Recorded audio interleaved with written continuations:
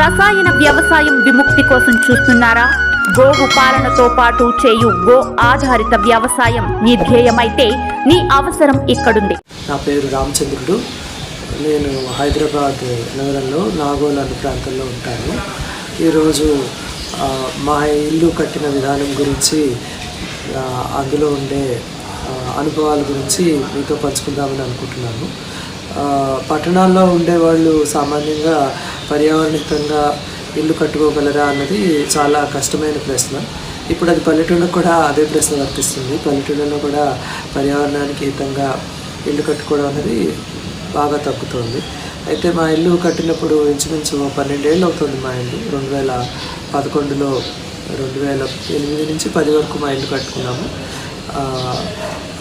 కరెక్ట్గా 2011 ఫిబ్రవరిలో మా ఇంటికి ఇక్కడ ఇంట్లోకి షిఫ్ట్ అయ్యాము.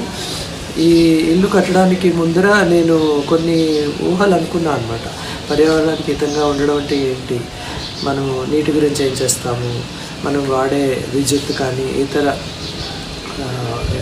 ఎనర్జీ అంటాం కదా, వాటి గురించి ఏం చేస్తాము, తర్వాత మనం ఏ రకమైన వస్తువులు ఇంట్లో పెట్టుకుంటాము, ఏ రకమైన జీవిత విధానం మనం పాటిస్తాము, ఇవన్నీ కలిపి సమగ్రంగా ఆలోచన చేస్తేనే అది పర్యావరణానికి హితమైన ఇల్లు అని నేను అనుకున్నాను. అయితే ఈ ఆలోచనలన్నీ ఒకేసారి రాలేదు, క్రమక్రమంగా పెరిగాయి. మొట్టమొదట ఈ ఇల్లు కట్టడం కోసము నేను 7-8 రకాల టెక్నాలజీస్ వాడాము. ర్యాట్రాప్ అని అంటారు.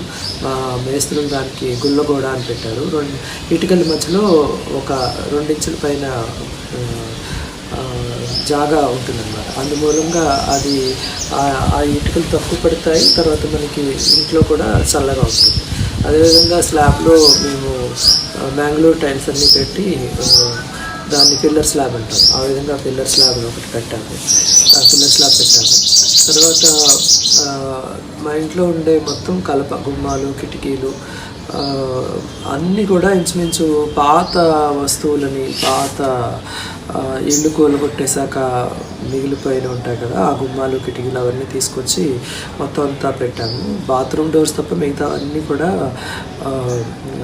ఇదివరకు ఉపయోగించిన ఇళ్లలోంచి తీసుకొచ్చినవి.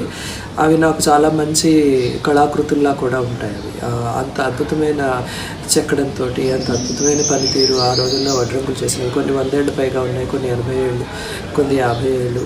ఆ రకంగా రకరకాల సమయాల్లో అవి తయారైనవి. అదృష్టం కొద్దీ నాకు అవన్నీ నేను ఇల్లు కట్టిన సందర్భంలో చాలా చౌకగా నాకు ఒకే చోట దొరికాయి. తర్వాత వాటిని కూడా మా మేస్త్రి సీను అని అన్నాడు. ఆయన కూడా చాలా చక్కగా వాటిలన్నింటినీ, అవన్నీ బాగా పాడైపోయి, విరిగిపోయి, దుమ్ము పట్టిపోయి అలా ఉండేవి ఉన్నాయి నేను కొన్నప్పుడు. వాటిలన్నింటినీ నేను చక్కగా రిపేర్ చేసి మా ఇంటికి అనుగుణంగా వాటిని తీసుకొచ్చాడు. అవన్నీ పెట్టుకోవడం మూలంగా మా ఇల్లు డిజైన్ కూడా చాలా ట్రెడిషనల్గా ఒక ఆకృతి అలా వస్తుంది. కానీ మా ఇల్లు రూపురేఖలన్నీ కూడా చాలా ఆధునికమైనవి. చూడ్డానికి చాలా పురాతనంగా ఎప్పుడో 50 ఏళ్ళు, 100 ఏళ్ల క్రితం ఇళ్ళలా అనిపిస్తుంది. కానీ మన పని చేసుకోవడానికి కానీ, మనం ఉండడానికి కానీ ఈరోజు ఆధునికమైన ఇళ్ళు ఎలా ఉన్నాయో అదే విధమైన వెసులుబాటు, అదే రకమైన రూపురేఖ, ప్రణాళికలు మా ఇంటికి చేసుకున్నాము.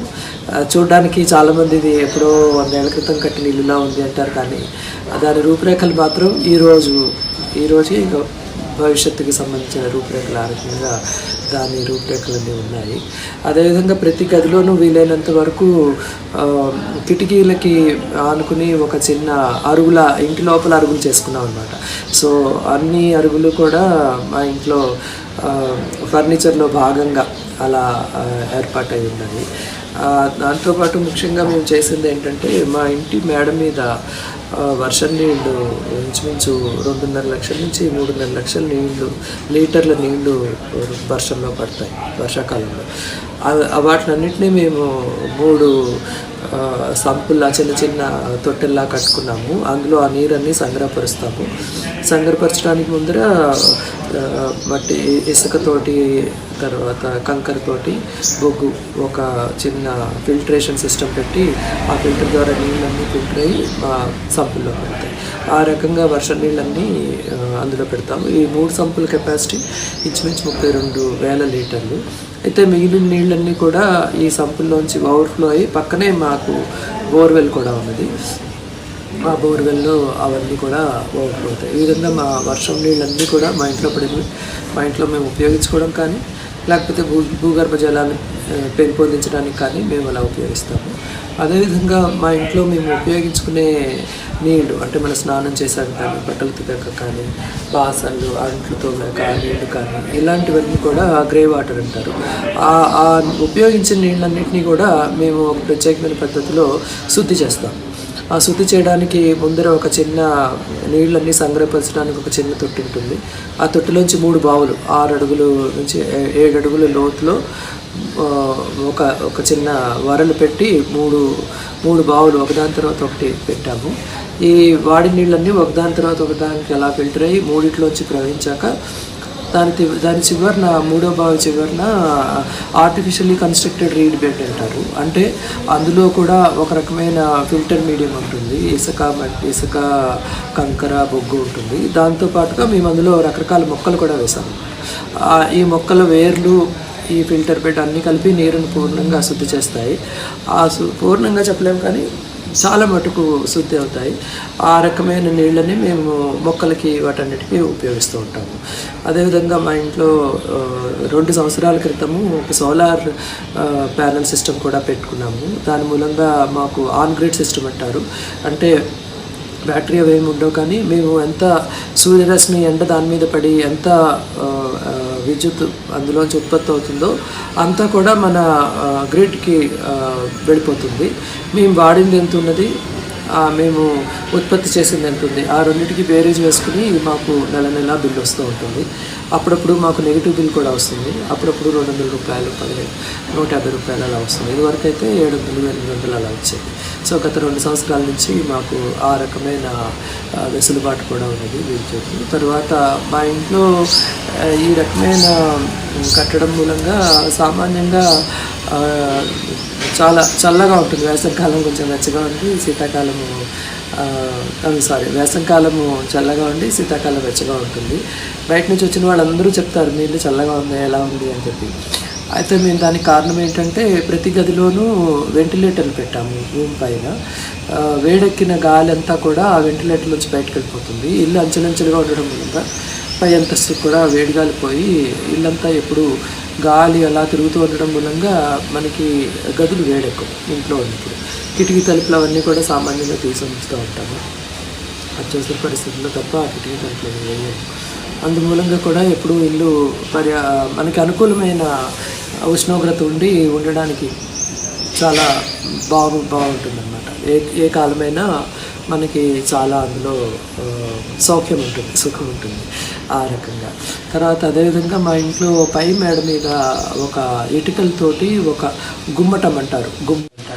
ఆ ఇటుకలతోటి ఒక గుమ్మటంలా కూడా చేశాము. దానిపైన అవన్నీ కలుసుకునేలా ఒక గుమ్మటంలో అలా ఉన్నప్పుడు దాని మధ్యలో ఒక గాజు పలకని పెట్టామన్నమాట. అందుమూలంగా ఆ గుమ్మటం కింద మంచం వేసుకుని పడుకుంటే మనకి రాత్రిపూట ఆకాశం కనబడుతూ ఉంటాయి. తారలు, చంద్రుడు అన్నీ అందులో కనబడుతూ ఉంటాయి. వెన్నెల రాత్రిపూట రూమ్లో మన గదిలోకి అన్ని దిశలా తిరుగుతూ ఉంటుంది. చంద్రుడు గమనం బట్టి మనకి ఆ గదిలో వెన్నెల అలా మొత్తం అన్ని చోట్ల నిలయాడుతూ ఉంటుంది.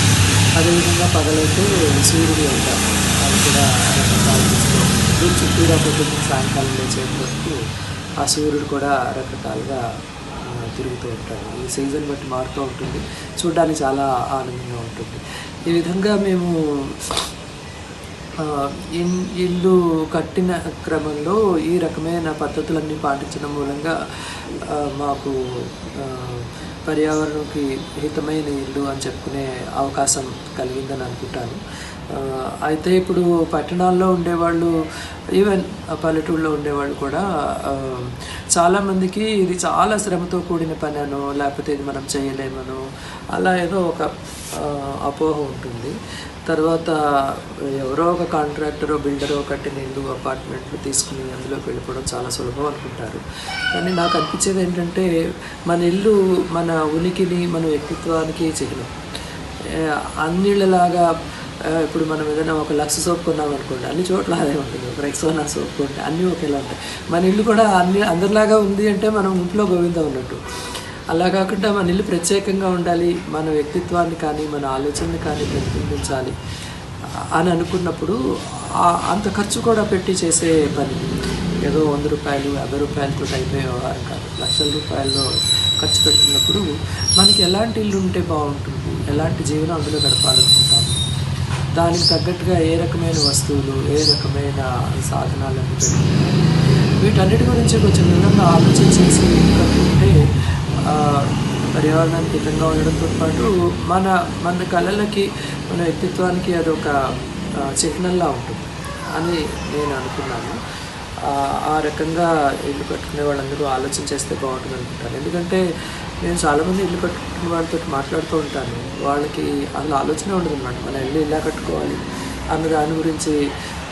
రోజు ఎక్కడే పనులు చేసుకోవాలి, నేను ఎక్కడ కూర్చుని సంగీతం వినాలి, ఎక్కడ కూర్చుని కాఫీ తాగాలి, ఎక్కడ కూర్చుని పుస్తకం చేయాలి, నేను పడుకోవడానికి ఎన్ని ప్రాంతాల్లో మా ఇంట్లోనే ఎన్ని రకాల చోట్ల నేను పడుకోగలను, ఎన్ని చోట్ల నేను కూర్చుని పుస్తకం చదువుకోగలను, ఎంతమంది ఎన్ని చోట్ల నేను నా మిత్రులతో కలిసి కూర్చుని మాట్లాడగలుగుతాను. ఎప్పుడు ఒకే చోట కాకుండా ఒక్కొక్కసారి ఒక చోట కూర్చునేగలిగేలాగా నా ఇల్లుందా, అలాంటి ప్రశ్నలకన్నీ నేను వెతుక్కుంటూ మా ఇల్లు రూపురేఖలు అవన్నీ చేశారు.